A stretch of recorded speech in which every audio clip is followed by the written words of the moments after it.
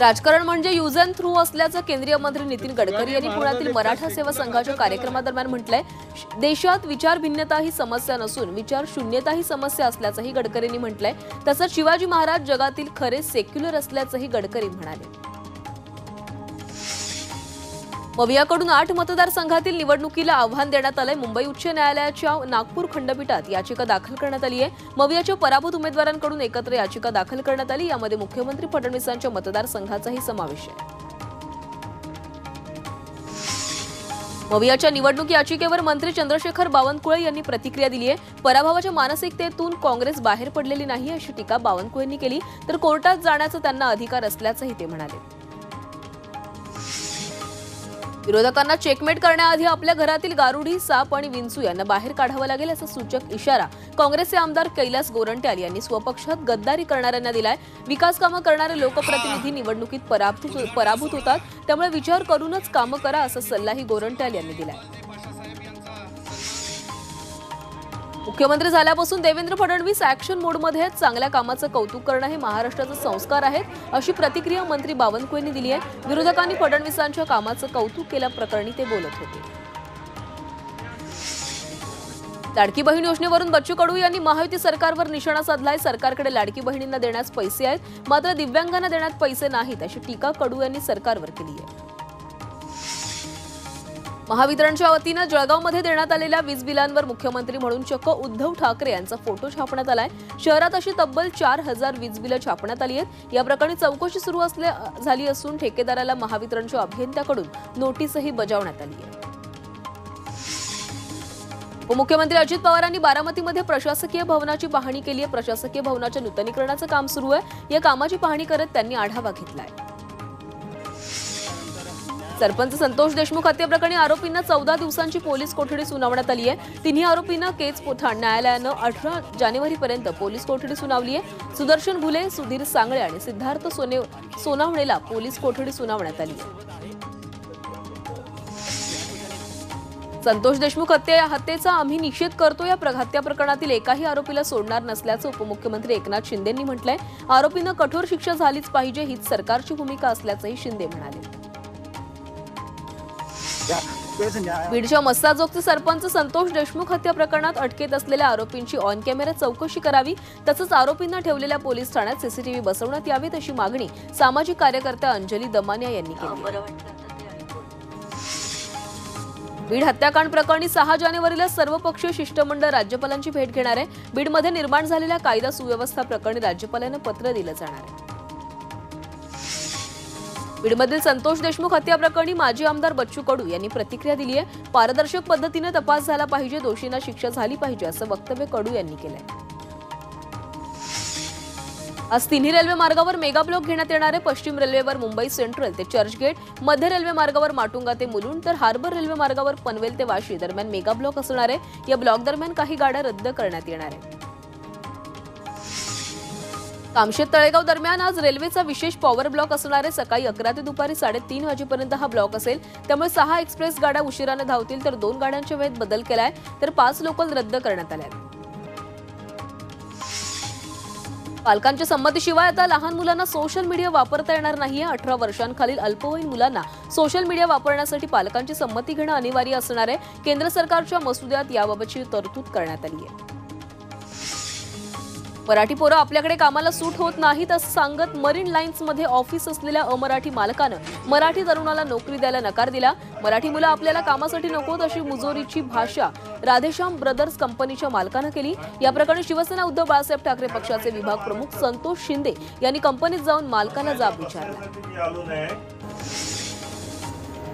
समुद्रातील अनधिकृत बोटींवर आता कारवाई केली जाणार आहे। कारवाईसाठी सरकार ड्रोनची मदत घेणार असल्याचा निर्णय मत्स्य विकास आणि बंदरे मंत्री नितेश राणे यांनी घेतलाय। तसंच खोल समुद्रातील मासेमारीवरही सरकारचं लक्ष असणार आहे। धीरेंद्र शास्त्री यांच्या भिवंडीच्या माणकोली नाक्याजवळील कार्यक्रमात गोंधळ उडाला। भाविकांची गर्दी वाढल्यानं कार्यक्रमस्थळी चेंगराचेंगरीसारखी परिस्थिती निर्माण झाली होती। अनेक महिलांना श्वास घेण्यास त्रास होत असल्याचंही पाहायला मिळालं।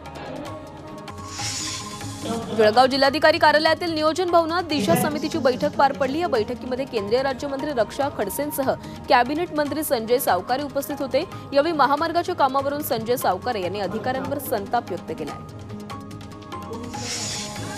दिंडोरीमध्ये गोसावी समाजाच्या वतीने मोर्चा काढण्यात आलाय। राजगुरुनगरमध्ये अल्पवयीन मुलींवर अत्याचार करून हत्या करणाऱ्या आरोपीला फाशीची शिक्षा द्यावी अशी मागणी यावेळी करण्यात आली। भंडारा जिल्ह्यातील चिखला गावातून बेपत्ता झालेला 4 वर्षीय मुलगा अखेर जंगलात सापडलाय। 1 जानेवारीला घरासमोरून हा मुलगा अचानक बेपत्ता झाला होता। वनविभाग आणि पोलिसांकडून त्याचा शोध सुरू होता। आता 2 दिवसांनंतर जंगलात एका झाडाखाली हा मुलगा सापडलाय। शरद पवारांच्या 84व्या वाढदिवसानिमित्त बारामती आंतरराष्ट्रीय कुस्त्यांचं आयोजन करण्यात आलं होतं। बारामती तालुका कुस्ती संघ आणि युगेंद्र पवार युवा मंच यांच्या वतीनं कुस्ती स्पर्धेचं आयोजन करण्यात आलं होतं। शरद पवार, हर्षवर्धन पाटील, युगेंद्र पवार यावेळी उपस्थित होते। सांगली महापालिकेकडून विशेष स्वच्छता मोहीम राबवण्यात आली आहे। यावेळी 1200 कर्मचाऱ्यांनी 15 टन कचरा संकलित केलाय। मुख्य रस्ते, चौक आणि परिसरात ही मोहीम राबवण्यात आली आहे। राज्यात चिकनगुनियाच्या रुग्णांमध्ये वाढ झाली आहे। 2024च्या वर्षामध्ये 5000 रुग्ण सापडलेत। यामध्ये पहिल्या क्रमांकावर नागपूर शहर आणि दुसऱ्या क्रमांकावर मुंबई आहे। राज्यात पुढील 3 दिवस थंडीचा कडाका असणार आहे। उत्तरेकडील वाऱ्यांमुळे थंडी पदर परतली आहे। त्यामुळे राज्यासह मुंबईच्या किमान तापमानाचा पारा घसरला आहे। शेतकऱ्यांना कर्जमाफीसाठी आणखी 4 ते 6 महिने वाट पाहावी लागणार आहे। कृषी मंत्री माणिकराव कोकाटे यांनी ही माहिती दिली आहे। पुण्यामध्ये आयोजित कार्यक्रमात ते बोलत होते। राज्य सरकारची आर्थिक स्थिती बरी झाल्यानंतर शेतकरी कर्जमाफीचा निर्णय होणार असल्याचं त्यांनी सांगितलंय। जळगावच्या 40 मधील रांजणगाव शिवारात बिबट्याचे हल्ले सुरूच आहेत। चिमुरडीवर हल्ल्याच्या घटनेनंतर अवघ्या 4 तासांनीच बिबट्यानं वासरावर हल्ला केलाय। 6 पिंजरे, 28 ट्रॅप कॅमेरे चुकवून बिबट्याचे हल्ले सुरूच आहेत। मुंबईतील वांद्रे परिसरातील ज्ञानेश्वर नगरमधील 10 ते 15 झोपडपट्ट्यांना भीषण आग लागली होती। आगीवर नियंत्रण मिळवण्यात यश आलं असून आगीत कोणतीही जीवितहानी झाली नाही। मुंबईहून नाशिकच्या दिशेने जात असलेल्या एका कारनं अचानक पेट घेतला। कारनं कशेळी ब्रिज पार करताच भर महामार्गावर अचानक पेट घेतल्यानं एकच गोंधळ उडाला। दरम्यान कार चालकानं प्रसंगवधान दाखवत तात्काळ गाडीतून उडी मारली। साताराच्या फलटणपासून जवळच असणाऱ्या महादेव नगर येथे एक एसटी बसला भीषण आग लागली। या आगीमध्ये संपूर्ण एसटी बस जळून खाक झाली आहे। मात्र सुदैवानं कोणतीही जीवितहानी झाली नाहीये। चालक आणि वाहक यांनी प्रसंगवधान राखत एसटीतील सर्व प्रवाशांना सुखरूप खाली उतरवल्यानं मोठा अनर्थ टळला। कल्याण आंबिवलीमधील गणेशनगर परिसरात अज्ञात व्यक्तीनं घराबाहेर उभी असलेली मोटरसायकल पेटवून दिली। ही संपूर्ण घटना सीसीटीव्हीमध्ये कैद झाली असून खडकपाडा पोलीस ठाण्यात तक्रार दाखल करण्यात आली आहे। मुंबई आंतरराष्ट्रीय विमानतळावरून 4.14 कोटी रुपयांचा चरस जप्त करण्यात आलाय। हवाई गुप्तचर संचालयानं ही कारवाई केलेली आहे। या प्रकरणी बँकॉकवरून आलेल्या 2 प्रवाशांना अटक करण्यात आली असून 4 किलोंचा चरस जप्त करण्यात आलाय। पिंपरी चिंचवडमध्ये एका ऑटो रिक्षा चालकानं राहत्या घरात गळफास घेऊन आत्महत्या केली आहे। मानसिक आणि आर्थिक त्रास देणाऱ्या 4 बेकायदेशीर सावकाराच्या जाचाला कंटाळून आत्महत्या केल्याची माहिती आहे। या प्रकरणात 4 आरोपींना अटक करत गुन्हा दाखल करण्यात आला आहे। नाशिक जिल्हा रुग्णालयातून बाळाला पळवण्यात आलं। या प्रकरणी सरकार वाडा पोलिसात गुन्हा दाखल करण्यात आलेला आहे। चोरी करणाऱ्या महिलेचं सीसीटीव्ही फुटेज पोलिसांच्या हाती लागलं असून त्या आधारे तपास सुरू आहे। अंबरनाथमध्ये सहकारी संस्थांच्या सहाय्यक निबंधकासह लिपिकाला लाच घेताना रंगेहात अटक करण्यात आली आहे। रहिवासी सोसायटी स्थापन करण्यासाठी 60,000 रुपयांची लाच घेताना बेड्या ठोकण्यात आल्या।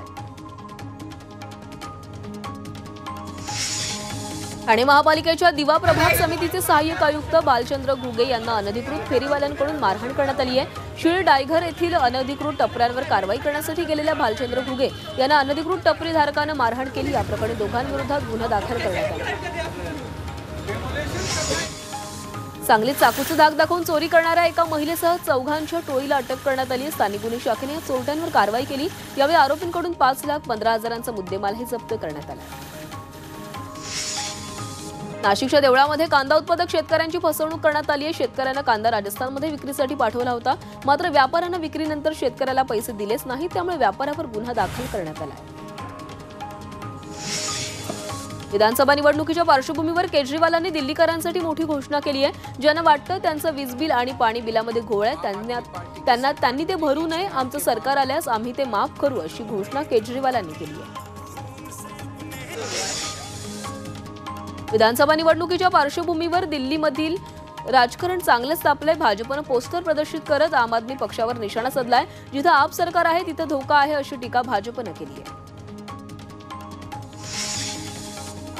भारत मंडपमध्ये ग्रामीण भारत महोत्सवाचं आयोजन करण्यात आलं होतं. या महोत्सवात विविध वस्तूंचं प्रदर्शन भरवण्यात आलं होतं. यावेळी पंतप्रधान मोदींनी उपस्थितांसोबत संवाद साधला. दिल्लीमध्ये बांगलादेशींना अटक करण्यात आली आहे. 8 दिवसात 100 बांगलादेशींना पकडण्यात आलेलं आहे. बांगलादेशात पाठवण्याची तयारी त्यांना आता सुरू करण्यात आली आहे.